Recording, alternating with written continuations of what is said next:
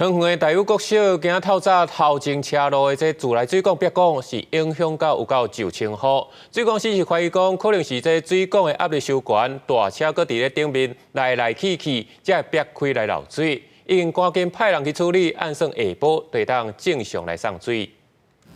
路边破一坑，水一直对下骹冒出来。初七透早5点半左右，传出路面漏水。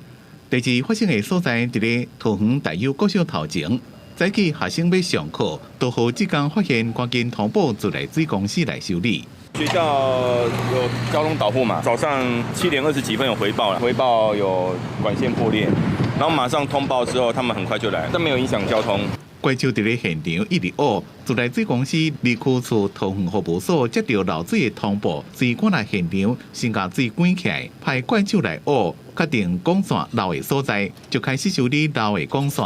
等管线修理好，才把路铺平，预计下到3点之前恢复供水。那目前初步判断是200的 mm 口径的塑胶管 PVC-P 漏水。那目前来讲，预计抢救到下午3点的部分会恢复工作。